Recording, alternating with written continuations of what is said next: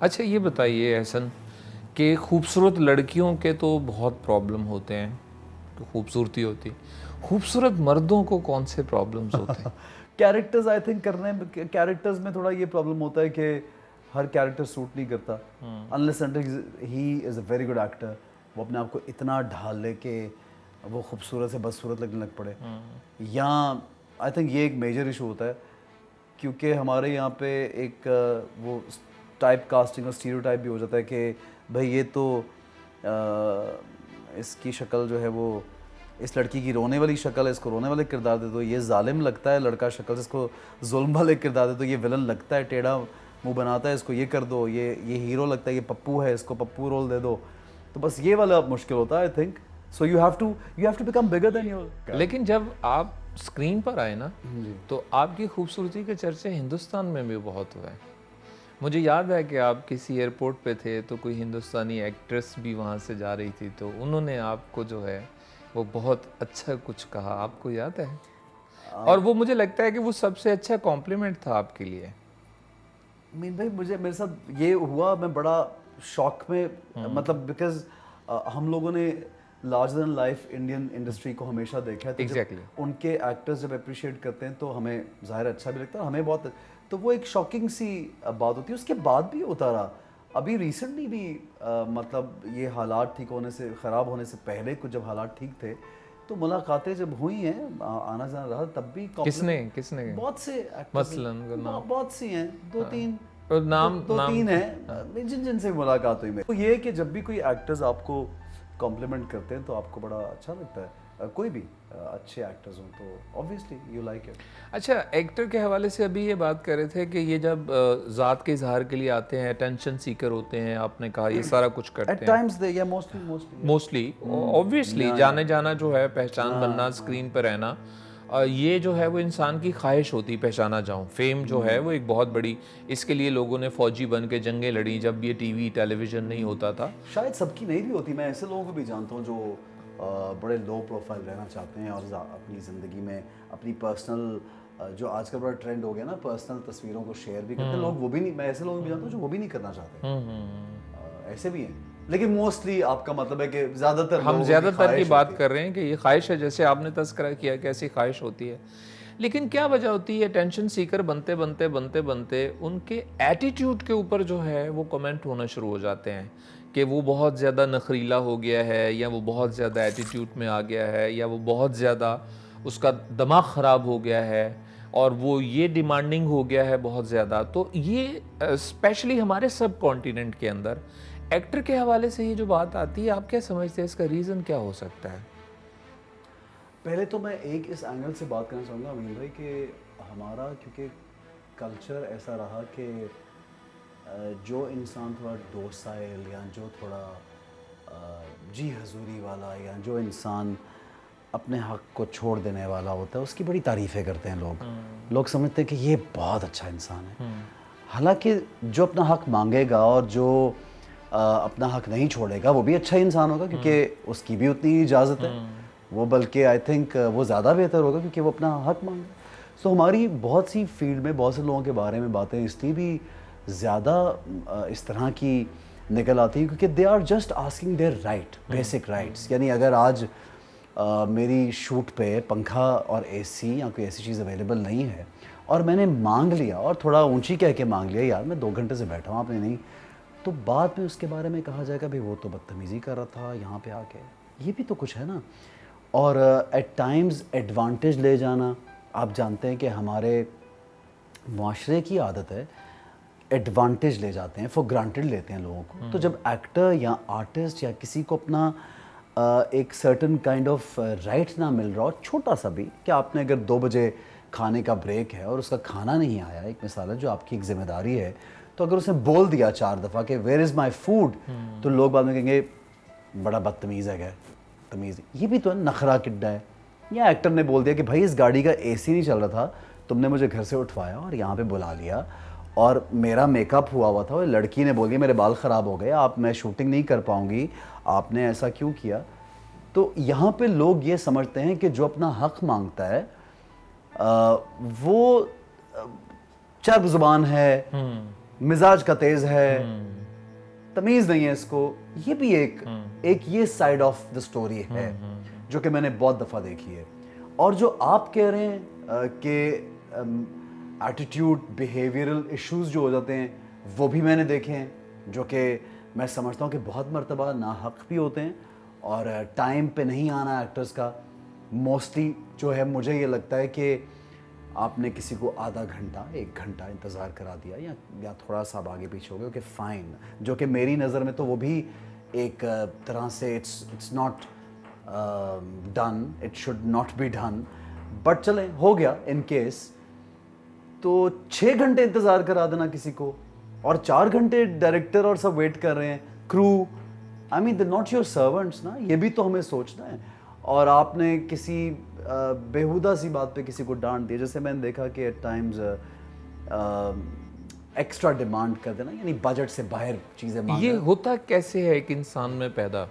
इब्तदाई तौर पे तो नहीं यार होता। मैं अमीर भाई इसके बारे में मैं इतना ज़्यादा तो पर्सनल एक्सपीरियंस, पर्सनली मेरा आई डोंट नो, आप बेहतर बता सकते हैं मेरा बिहेवियर क्या होता है सेट पे, वो तो आप भी डायरेक्टर। हम जनरल बात मैं कर रहे जनरल नहीं, मैं कह रहा हूँ मेरी पर्सनल बात का तो मैं आपको जवाब दे सकता हूँ। लोगों के लिए अब मैं किसी के बारे में बड़ा मुश्किल, कभी कभी बहुत से नफ्सियाती मसाइल भी हो जाते हैं किसी को ज़िंदगी में, कभी बहुत से घरेलू मसाइल हो जाते हैं किसी को ज़िंदगी में, उसके जो हैं वो आफ्टर इफेक्ट्स आपकी वर्क प्लेस पे आते हैं। ये दफ्तरों में भी होता है, ये बैंक्स में भी होता है, ये और जगहों पे भी होता है कि आपका मूड घर से ही नहीं अच्छा आया तो आपने परफॉर्म और चीज़ें अच्छी नहीं की। फिर उसके अलावा कुछ ये होता है कि बहुत दफ़ा शायद किसी को ये लगे कि मैं कोई बहुत बड़ी चीज़ हूँ और I can do whatever I want to, that's the power को अब्यूज़, जो अब्यूज़ करना जानते हैं दूसरों को, अपनी पावर को। यानी अब मैं जानता हूँ कि आपको मेरे साथ काम है और मैं आपके प्रोजेक्ट में हूँ और आधा करा चुका हूँ, तो फिर मैं अपनी पावर को यूज़ कर रहा हूँ। तो दिस इज़, ये पावर को तो अब्यूज़ तो दुनिया ने हिटलर से लेके दुनिया में हर एक ने किया, तो आई थिंक यही है अब्यूज़। इंसान का ज़र्फ देखना हो तो उसे पावर दे दो। बिल्कुल सही है, तो वो आपको नज़र आ जाएगा कि वो डिज़र्विंग था भी कि नहीं था। अच्छा एहसन, अब एक्टिंग के चैप्टर को तो हम बंद करेंगे, सिर्फ ये आखिरी सवाल उससे मुतालिक। अगर मैं एहसन खान के बारे में पूछूं कि ये व्हाट काइंड ऑफ एक्टर, क्या वो सेल्फिश एक्टर है, मेथड एक्टर है, स्पॉन्टेनियस एक्टर है? आप क्या कहते हैं कि आप कौन से एक्टर? आपको क्या लगता है? यार मैं अपना इंटरव्यू नहीं दे रहा, मुझे बोल पे बुलाइएगा, मैं वहाँ पे बताऊँगा। जब आपने मुझे कहा कि 2 सवाल आप क्या करेंगे, तो मैंने आपको ये जवाब दिया था कि क्योंकि वो कितना अच्छा है कि एहसन खान का। आप मुझे बता सकते हैं कि मैं, आपको क्या लगता है मैं कौन इन तीनों में से कौन, फिर मैं आपको बताऊंगा। आपकी नज़र से मुझे पूछना बहुत ज़रूरी है, मैं उसके बाद बताऊंगा, लेकिन आप एज अ डायरेक्टर मैं बाद में बताऊंगा ना। अच्छा, मुझे ये लगता है कि एक तो मैं डायरेक्टर्स एक्टर हूँ, वो भी है मेरे अंदर, क्योंकि डायरेक्टर मुझे जो energy, not at time director does not have to tell me, एक I don't know if people would understand, it's an energy that you give. आपका सेट पे डायरेक्टर की और दूसरे एक्टर की एक एनर्जी होती है जो आपको बहुत कुछ करा रही होती है, छोटे छोटे जेस्चर्स होते हैं जिससे आपको पता लगता है। दूसरी चीज़ ये कि I think I am kind of a method actor, जो कि मुझे थोड़ा डूब जाना अपनी ज़ात को, वो भी टाइम के साथ हुआ, पहले ऐसा नहीं था, अब दिल करता है कि अपने आप को भूल के कुछ करूं।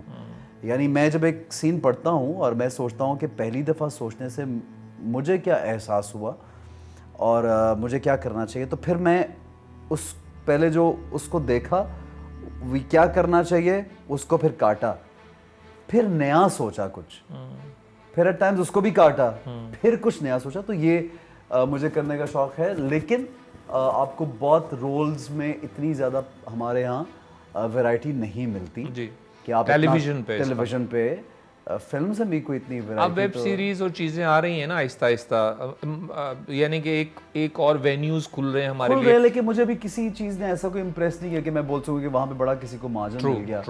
तो इसलिए मैं तो ये समझता हूँ कि हमारा टीवी मीडियम बहुत स्ट्रॉन्ग है। व्हाट अबाउट चुड़ैल देखा आपने?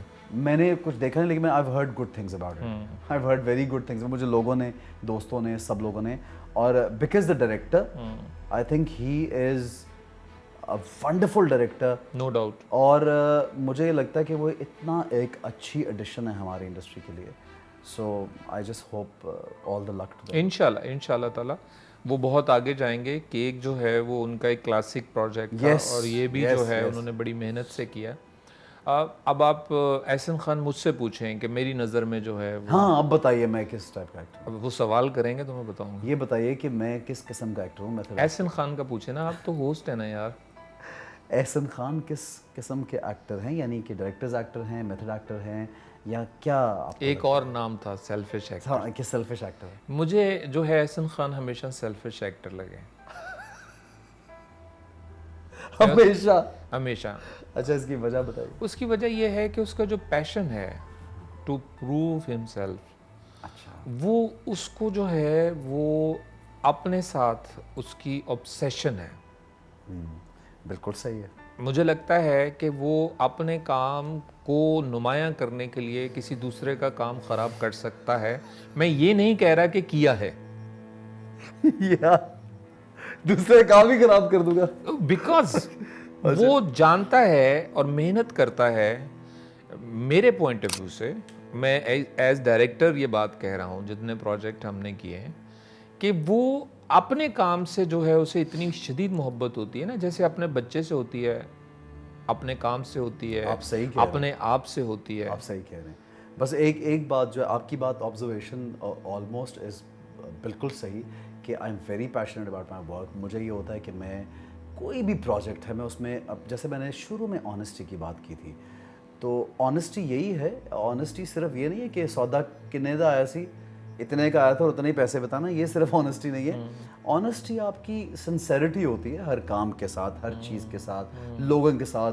और I think I am very very honest with my work. But एक चीज़, अब आपने कहा कि दूसरे काम ख़राब करने वाला, जहाँ तक मुझे याद है कि मैंने ये बहुत अर्ली सीख लिया अपनी इस फील्ड की से। मैं जब नया नया आया तो मुझे एक दो एक्टर्स ऐसे मिले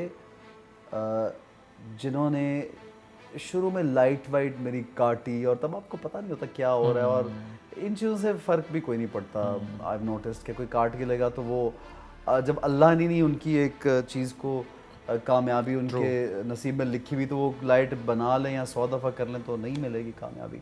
सो वो मैंने, और फिर किसी ने मुझे किसी प्रोजेक्ट से कट करवाना चाहा या कम करवाना चाहा, तो वो भी मैंने एक्सपीरियंस की चीज़ें थोड़ी बहुत। तो तभी मैंने सीखा कि अगर मुझे ये शख्स इतना बुरा लग रहा है, और अगर मैं ऐसा करूंगा किसी के साथ, तो वो मेरे बारे में क्या बैठ के करेगा बात 5 साल बाद। So then what I thought that एक सीन जब हम बनाते हैं ना, मीन्स अब जैसे हम ये शो बनाएंगे ना, अगर आप मुझसे सवाल ही नहीं अच्छा करेंगे तो मैं आपको जवाब ही नहीं दे सकता। मैं तो आप ही के सवाल कर रहा हूँ आपसे।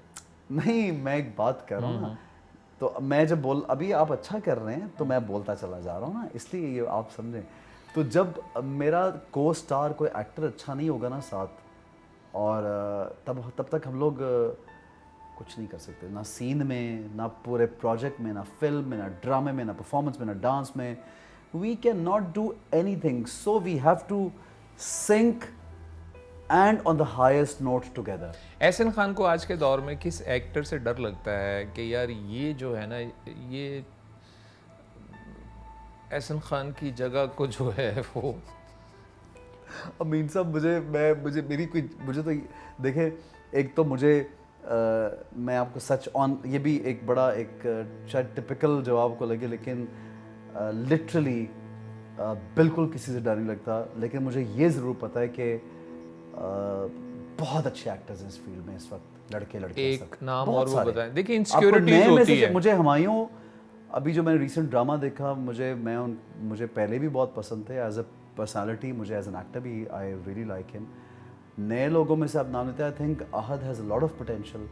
I really appreciate the way he you know whatever he does, I really appreciate that. फिर आप लड़कियों के नाम लें तो एक तो मेरी बड़ी पर्सनल फेवरेट नीलम है, I think she has lot of potential. सज्जल, और आप नाम ही ना, आप मतलब महवेश हैं, सवा हैं, माहिरा, एक खवातीन के नाम ज्यादा लिए आपने, लड़कों के नाम कम लिए। मैं कह रहा हूँ सभी अच्छे हैं, आप नाम लेते जाएं, मैं उसके आगे मैं आपको कहीं कह ही नहीं सकता कि कोई ये बुरा एक्टर है, क्योंकि इस वक्त जितने भी लोग अगर ए कैटेगरी या ए प्लस कैटेगरी में फॉल कर रहे हैं, जो हीरोज और heroines, I think they are like brilliant.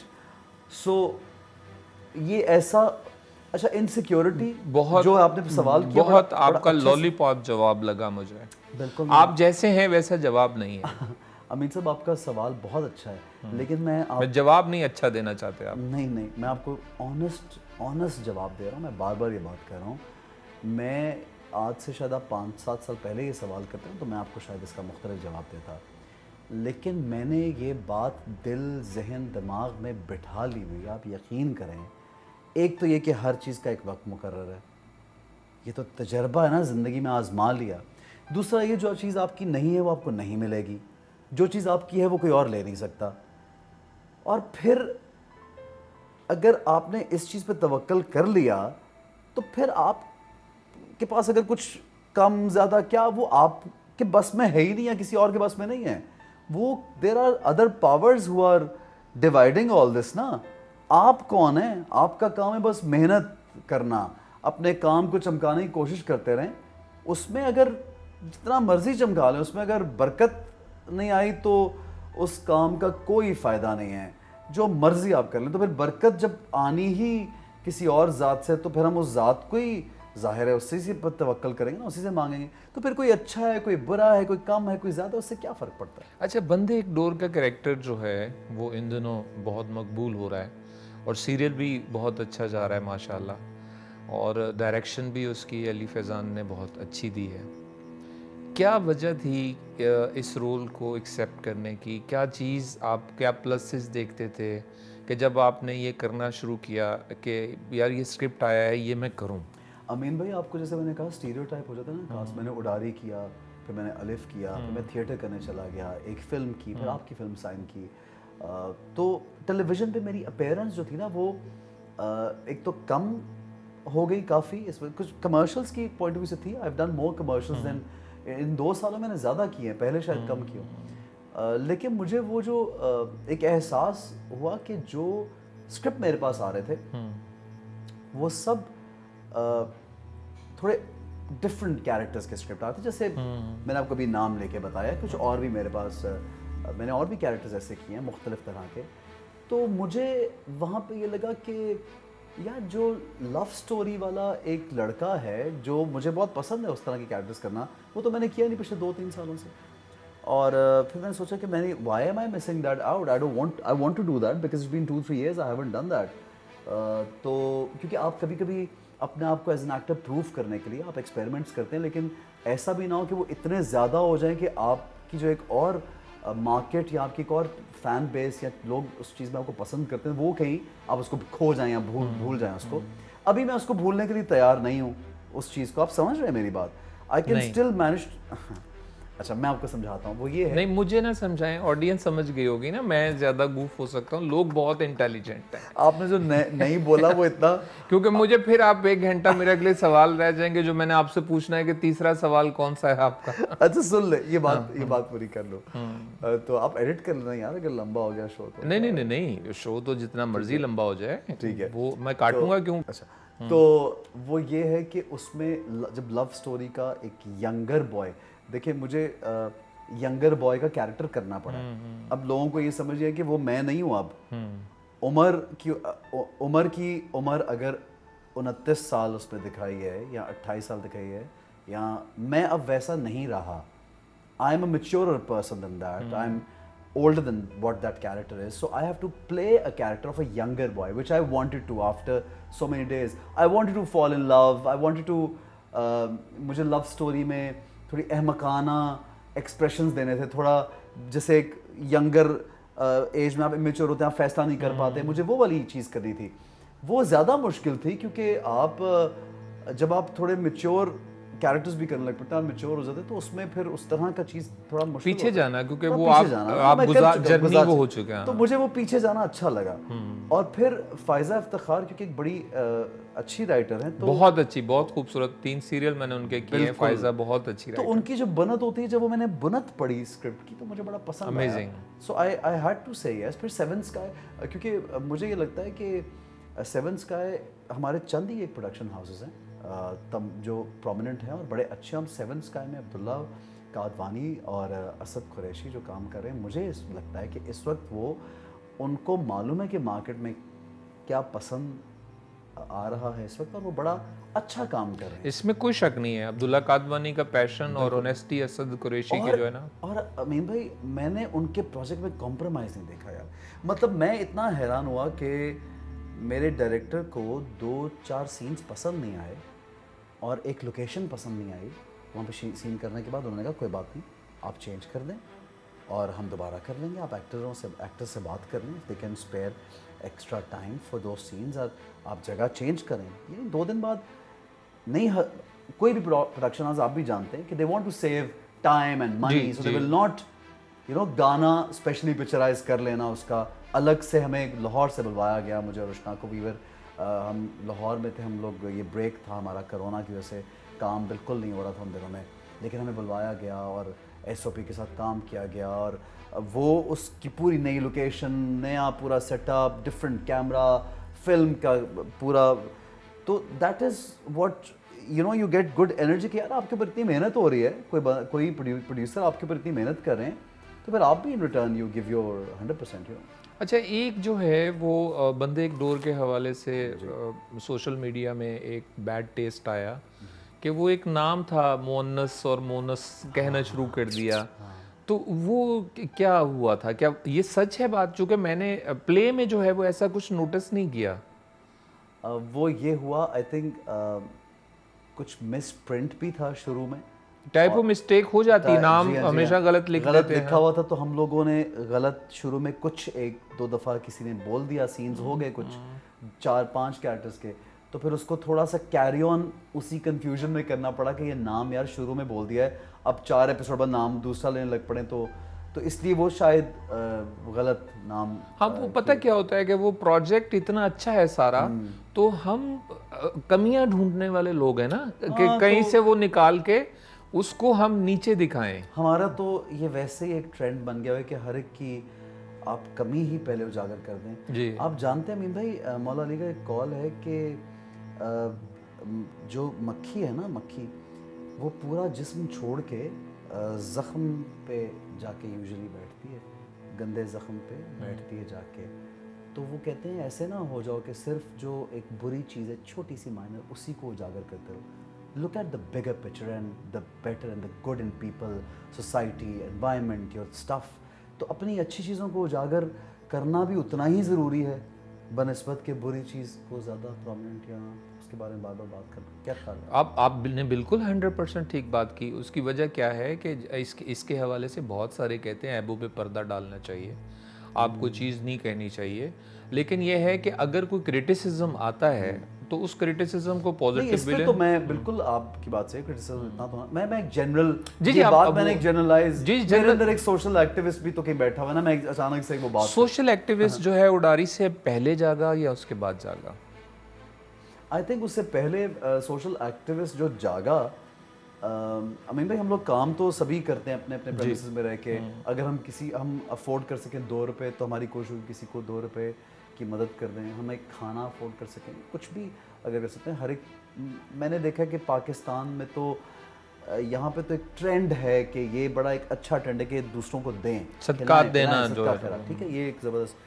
लेकिन जब वो सोशल मीडिया को उसमें आप जब शामिल कर लेते हैं तो मदद बहुत आ जाती है। मेरे साथ ये हुआ जब एक शख्स था जो ही वाज बड़ा वेल स्पोकन और बड़ा अंग्रेज़ी बोलने वाला शख्स था और वो मास्टर्स उसने किया हुआ था और वो मुझे एक दिन पैसे मांगते हुए मिल गया और मैंने उसकी एक वीडियो बना ली। तो मैंने तो रैंडमली डाल दी अपने पेज पे और वो जब मैं नेक्स्ट डे उठा तो वो वायरल हो चुका था। मुझे न्यूज़ चैनल से फ़ोन ये वो कि where is he. I looked for him और मैं उनको दारुस्सकून छोड़ के आया। उनके लिए मैंने बंदोबस्त किया कमरे का और फिर मुझे वहाँ से ये लगा कि इस काम में तो बड़ा सुकून और एक स्ट्रेंथ है। So I started doing that more. फिर उडारी हैपेंड आफ्टर दैट और उडारी से मुझे एक और जो आपको एक पर्पस मिलता है ना, आपका एक और मकसद मिल जाता है कि एक और मकसद है कि मेरे एक प्रोजेक्ट करने से मुझे हज़ारों लोगों ने अपनी स्टोरीज ज़िंदगी के बता दी, जो ज़ाहिर है बड़ी पर्सनल बातें हैं कि किस किस ख़वातीन ने मुझसे क्या बताया मुझे और किस किस लड़के ने क्या बताया और क्या क्या बात हुई। तो उसके बाद मुझे लगा कि मुझे क्यों बता रहे हैं सब। और फिर मेरे पास नेचुरली बच्चा या बच्ची या कोई चीज़ कोई सामने आ गई कि मैं किसी की मदद करूं, तो मुझे लगा कि एक मुझे कॉज जो है वो मेरे ऊपर मुझे दिया गया। It's not, I did not look for it, it just came. So since then I've started talking about issues and then I'm very happy कि मुझे ऐसा लगता है कि ज़िंदगी में आज से 10 साल बाद भी उडारी ड्रामा याद रहेगा कि इस चीज़ को उजागर किया था उडारी ने, और मैं बड़ा अपने आप को खुशकिस्मत महसूस करता हूँ कि मैंने उसमें ये काम कर दिखाया और बहुत अच्छा काम किया उसमें आपने।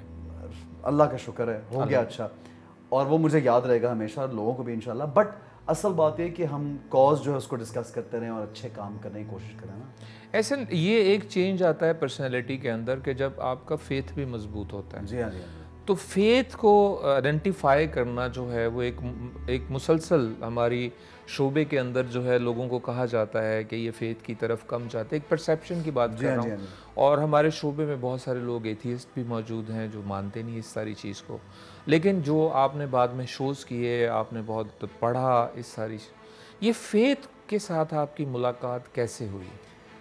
अमीन भाई, फेथ के साथ मेरी मुलाकात मेरी वालदा ने कराई, और मेरी वालदा जो है वो बड़ी ही एक आई थिंक मैं ये कहूँगा कि घरेलू तो हैं ही बट मज़हबी खातून हैं, और उन्होंने हमें जिस तरह एक हुक्म कहा जाता है कि बच्चों को आप सिखाएं। अब हमारे घर में, अब आपको आपकी ये फिर हमारी बात थोड़ी लंबी होती है। मेरे घर में क्योंकि हमें बचपन में आदत थी कि 4-5 बजे कुरान पढ़ना, क्योंकि स्कूल का टाइम, स्कूल के लिए थोड़ी देर आके सो जाना, उठना, होमवर्क से पहले कुरान पढ़ना और फिर होमवर्क शुरू करना, इस तरह की रूटीन थी। तो मेरे कराची में घर में कुरान की आवाज़ नहीं मुझे 4-5 बजे गूंजती थी अगर मैं कभी घर पे होता था, तो मुझे बड़ी बेचैनी होती थी। अब यहाँ पे सिक्योरिटी के इश्यूज़ की वजह से आजकल लोग घरों में, तब तो हम अपने मोहल्ले में करीब मस्जिद में सब जानते थे एक दूसरे को, और इमाम मस्जिद मतलब इस तरह के भी होते थे कि लोग उनकी कैरेक्टर्स को भी जानते थे, और घर में बुलाना एक उसको अच्छा समझा जाता था। आजकल चीज़ें चेंज हो गई, जब से ये केसेस सामने आते हैं लोग डरते हैं, ख़वातीन डरती हैं। माई वाइफ यूज्ड टू से कि नहीं यार, when you're not at home and I feel insecure that somebody is coming in the home for the kids and पता नहीं कैसे होंगे। मैंने कहा सामने बैठा के खातून रखी इन्होंने, फिर खातून के भी इश्यूज़ होते हैं, वो चली भी गई। मैंने कहा यार 4 बजे जो एक आवाज़ गूंजती है ना, वो मुझे सुननी है कुरान की मेरे घर में, बस मुझे बड़ा अच्छा लगता है। सो देन वो हमने सिलसिला भी शुरू किया। सो फेथ से हमेशा मुलाकात थी, सिर्फ बात है कि मेरी आपकी या मेरी ऑडियंस की मुलाकात एज एन एक्टर होती है हमेशा ना। मेरी आपकी बहस कभी फेथ पे तो हम लोग नहीं मिले। हम लोग अगर मिले हैं तो स्क्रिप्ट रीडिंग में मिले हैं, डायरेक्शन में मिले, अपने सेट्स पे मिले, हमारी एक और रूटीन रही। ऑडियंस ने मुझे परफॉर्म करते हुए या ड्रामों में देखा और इधर उधर, उनकी मेरी पर्सनल लाइफ, ये फेथ से मुलाकात बचपन से है। ये I think I would give the credit which is amazing. I think my mother has done an amazing job, क्योंकि फेथ से एक फ़ायदा बहुत होता है अमीन साहब। देखिए लोगों के बड़े बड़े डिफरेंट व्यूज़ होते हैं। एक फ़ायदा होता है, आप जब आपका रब की ज़ात पे फेथ यकीन होता है ना, यकीन कामिल होता है, तो फिर आप के आसपास से ना बहुत आंधी तूफान में भी से भी आप गुजर जाते हैं। ये एक दुनियावी बहुत बड़ा फ़ायदा है, तवक्कुल आ जाता है। तवक्कुल। और कोई फ़ायदा हो या ना हो, आप लोगों को टेम्परेरी लगे कि भाई ये क्या है, वो क्या कर रहे हैं, आप ज़्यादा कर रहे हैं, आप कम कर रहे हैं, लोग बातें बहुत करते हैं, लेकिन ये फ़ायदा रहता है कि आप एक मजबूत इंसान बन जाते हैं अंदर से, और आप एक फोकस्ड इंसान होते हैं। ये मैंने बहुत से लोगों में, जिनमें ज़िंदगी में कोई चीज़ की कमी जब रही और तकलीफ़ और परेशान या वो रहे, तो जब उन्होंने फेथ को पकड़ा तो वो वापस पटरी पे चढ़ गए। सो ये मुलाकात है। लेकिन जो मेरा रमज़ान ट्रांसमिशन करना, वो that also came by the way, it was not planned, लेकिन उसको मैंने एंजॉय करके किया, लोगों को पसंद भी आया, और मैंने सीखा बहुत।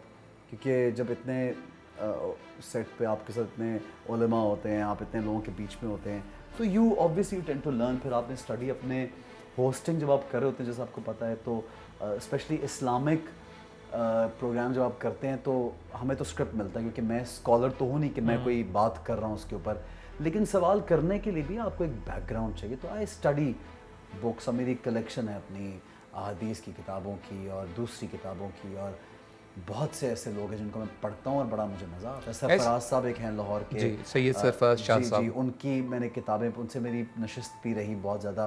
फिर रफ़ीक साहब हैं जो जिनका मैं बड़ा फ़ैन, उनकी बड़ी किताबें। प्रोफेसर रफ़ीक जी अहमद। हाँ, उनसे मुलाकात नहीं हुई, बल्कि हमारा प्लान भी बना, वो शायद हमारा प्लान बीच में रह गया। हाँ, हमारी मुलाकात प्रोफेसर रफ़ीक अहमद साहब से होनी थी, लेकिन हम नहीं जा सके, जी हाँ, लेकिन जी हाँ, सम अदर टाइम इंशाल्लाह ताला। इंशाल्लाह। आप मुझे जो है ना एहसन, जो अपनी फ़ील्ड की एक बहुत ज़्यादा खूबसूरती लगती है कि हम जो स्क्रिप्ट पढ़ते हैं या जो अदब पढ़ते हैं, ये हमारी पर्सनैलिटी की भी तरबियत कर रहा होता है। सही। शायद हम जैसे आपको ये आप रमज़ान ट्रांसमिशन की तरफ आए, स्कॉलर्स मिले आपको, किताबें पढ़ने की you तरफ learn, जी, obviously you आप learn, लर्न करते yes, हैं ना, बिल्कुल। तो वो आपकी शख्सियत को निखारता है, आपको Definitely, इम्प्रूव करता है, आपके करेक्टर को इम्प्रूव करता है। डेफिनेटली। आपने अपनी पिछले जवाब में कहा कि मैंने बचपन से ही कुरान सुनना जो है वो शुरू कर दिया था, लेकिन कुरान को सुनना और कुरान को समझना ये दो मुख्तलिफ बातें हैं। तो कुरान को समझने का जो प्रोसेस है वो कैसे शुरू हुआ और क्या आपको समझ आई कि ये हम पे क्यों उतारा गया है?